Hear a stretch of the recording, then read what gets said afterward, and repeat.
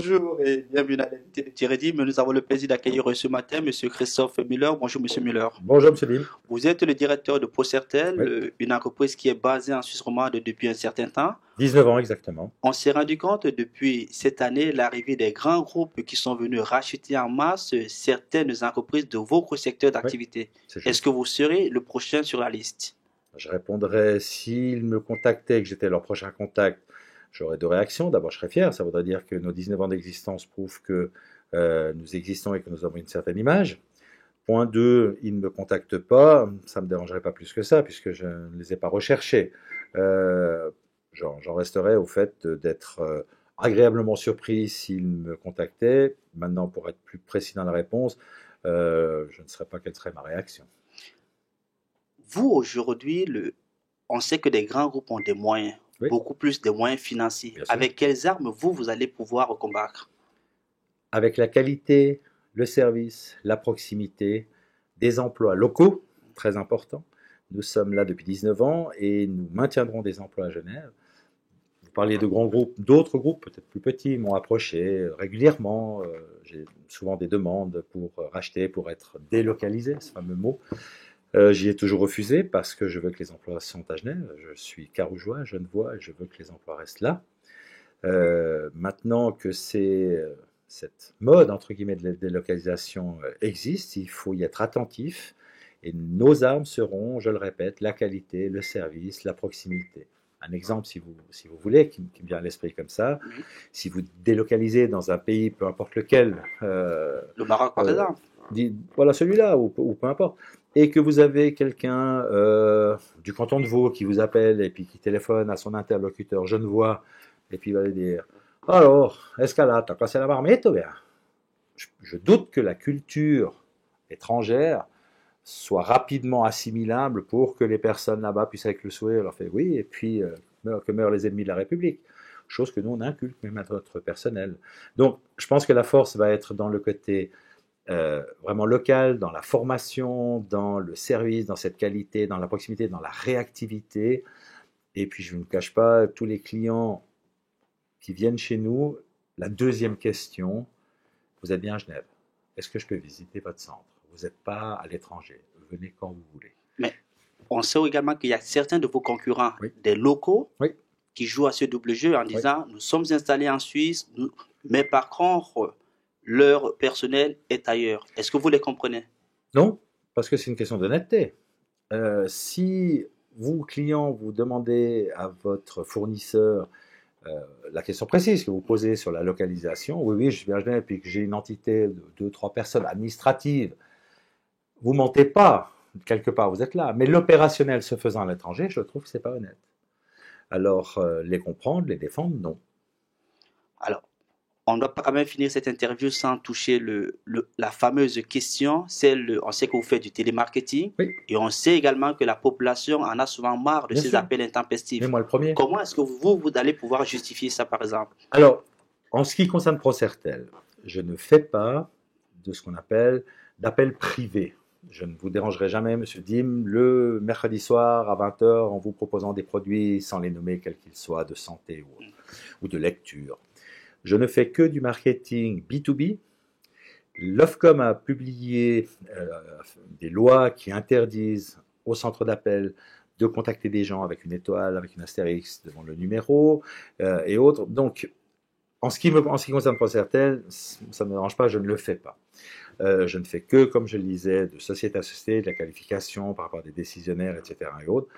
Maintenant, pour répondre à votre question, je comprends parce que j'en suis aussi une victime lorsque je rentre chez moi et puis qu'à 20 heures, on m'appelle en me disant « Bonjour monsieur », en lisant un papier qui me parle que les produits vont-ils... Hein, ça me dérange.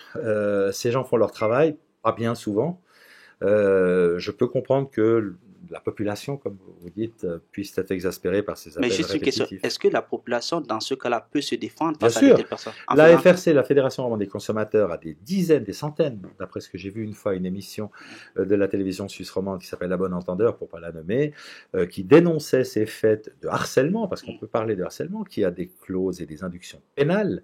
Je les soutiendrai toujours parce que j'estime que, voilà, c'est le respect de la liberté et puis des données personnelles de chacun.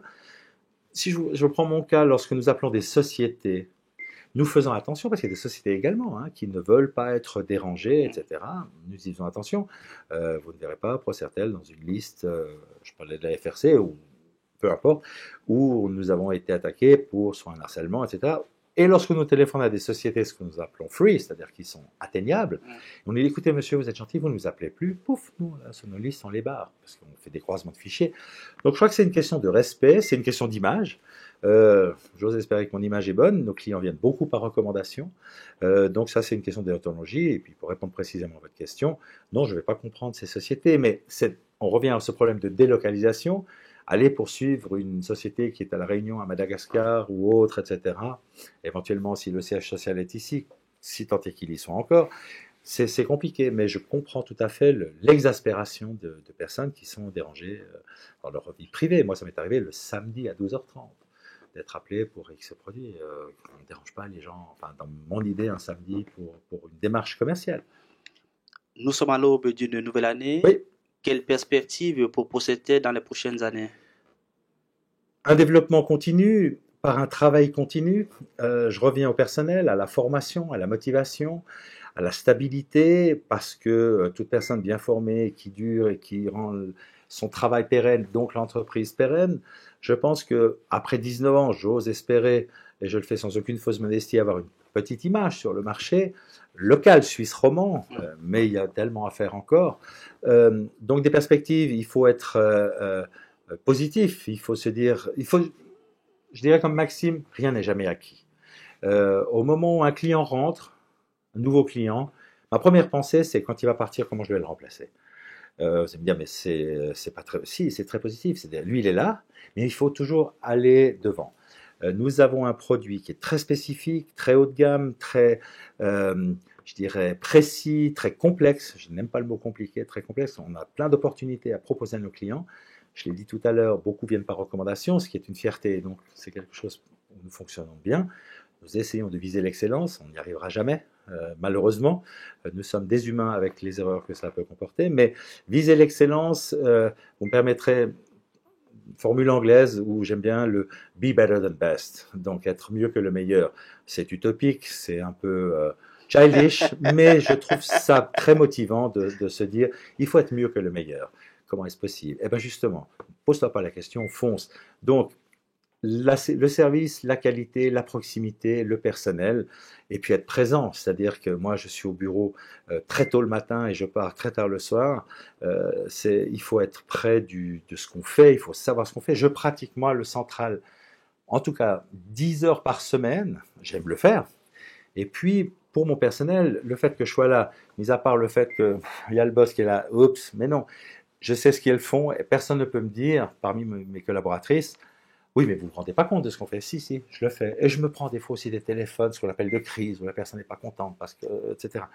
Donc, c'est cette proximité, c'est ce travail d'équipe, c'est le fait de croire que l'économie genevoise, romande, eh ben, il y a toujours à faire, ne jamais s'arrêter, et puis, ben, vive 2016.